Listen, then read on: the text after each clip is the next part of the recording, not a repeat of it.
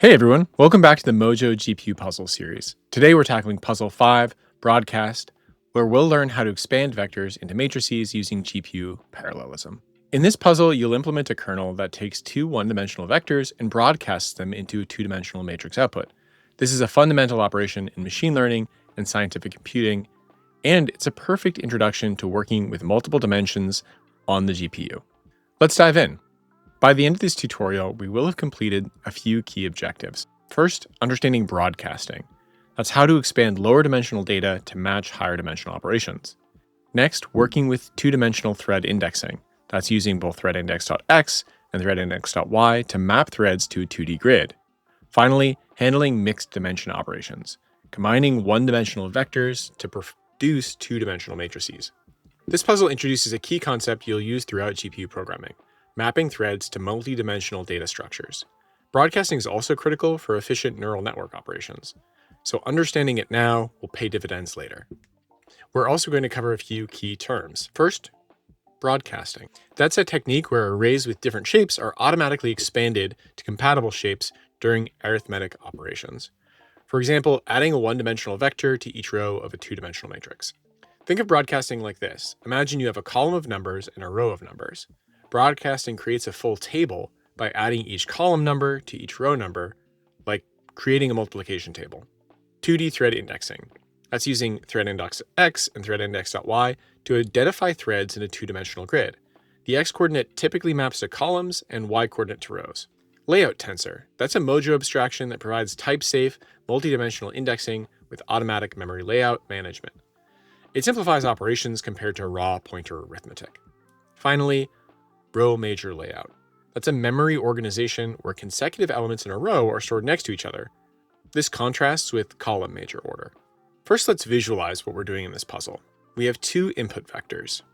Vector A with two elements, 1 and 2. Think of this as a horizontal row. And vector B with two elements, 0 and 10. Think of this as a single vertical column. Our goal is to create a 2x2 output matrix where each element is the sum of the corresponding elements from vectors A and B. In our output matrix, the value at position row 0, column 0 is equal to B element 0 and vertex A element 0.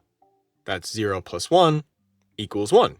Each thread in our 2D grid handles one element of the output matrix. We're launching a 3x3 thread grid for a 2x2 output, so we have more threads than positions. This is why bounds checking is crucial. Let's look at our file structure. We have two files to work with. Problems p5, p5.mojo. This covers our raw memory pointer approach. And problems p05, p05 layout tensor.mojo. This covers our layout tensor approach. Both solve the same problem, but demonstrate different implementation styles. First, we'll take a look at the raw memory approach. Here we have size of 2, blocks per grid of 1, threads per block of 3, and a data type of float32. We've got our broadcast add function, which outputs an unsafe pointer and takes in two inputs, both unsafe pointers and the size, which is an integer. And we're referencing row gets threadindex.y and column gets threadindex.x. And then we've got some lines here to fill in. Notice we're using 2D threads. Threads per block gets 3x3, gives us a 3x3 grid. The function receives raw unsafe pointer types, so we'll need manual indexing. Comparing this to layout tensor approach, function broadcast add outputs a layout tensor and inputs to layout tensor. Here we define explicit layouts for each tensor. Out layout is a 2x2 matrix, A layout is a 1x2 row vector, and B layout is a 2x1 column vector. The layout tensor approach provides type safety and cleaner indexing. In both versions, we have a main function. We create device buffers for outputs and inputs. We initialize both vector A and vector B, and we compute our expected results and launch the kernel with our thread configuration. Finally, we validate the output. Now let's implement both solutions, starting with the raw memory approach. Here we have bounds checking. If row is less than size and column is less than size, then the output at position row times size plus column gets A index column value plus B index row value. Let me break down what's happening here. First, we get the thread position. Row gets threadindex.y and column gets threadindex.x. These identify which output element this thread handles. Then we have our bounds checking. We only perform this operation if the current row is less than the size and current column is less than size. We have 9 threads here, but only 4 output positions, so it's crucial that we do this bounds checking. And then finally, manual indexing. That row times size plus column converts our 2-dimensional coordinates to 1-dimensional memory location in row major order. Finally, the broadcast operation. A index column plus B index row. We access vector A using the column index. We access vector B using the row index. This naturally broadcasts both vectors across the 2-dimensional matrix. Here is the layout tensor approach. If row is less than size and column is less than size, we output at position row, comma column gets A 0, comma column plus B row, comma 0. The layout tensor version is cleaner. We use the same thread indexing. Row gets thread index.y, column gets thread index.x. We do the same bounds checking if row less than size and column less than size, but here we're doing multi-dimensional indexing. Output at position row, comma column. There's no manual pointer arithmetic. We don't need row times size plus column to get that 1-dimensional memory location. Finally, we perform explicit broadcasting. A at position 0, comma column accesses the first and only row of A, and the column value is equal to column. B at position row, comma 0 accesses row value of row. B at position row, comma 0 accesses the current row, and 0 being the first and only column of B.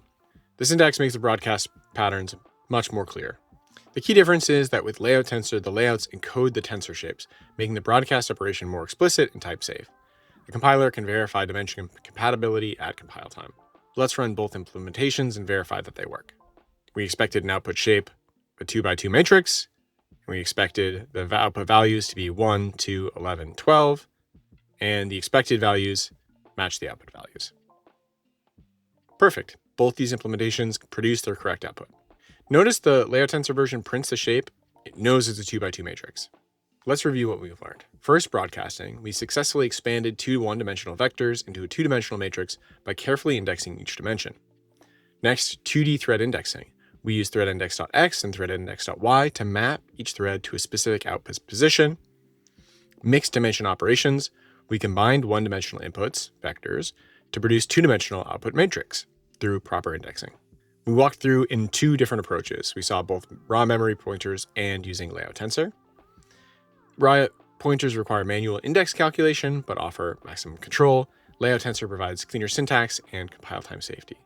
The big idea here is that broadcasting is powerful because it lets us write operations between different shaped arrays without explicit loops. The GPU's parallel architecture makes this extremely efficient. Each output element is computed simultaneously. Congratulations, you've now completed Puzzle 5, Broadcast. You understand how to map 2-dimensional threads to multi-dimensional data and perform broadcast operations. These are skills you use constantly in GPU programming and machine learning. Up next is Puzzle 6, where we'll explore blocks and more complex thread organization patterns. If you found this helpful, please like and subscribe to follow the entire mojo-gpu puzzle series.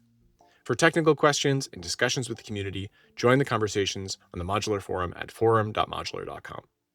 Now, go forth and broadcast. I'll see you in the next puzzle.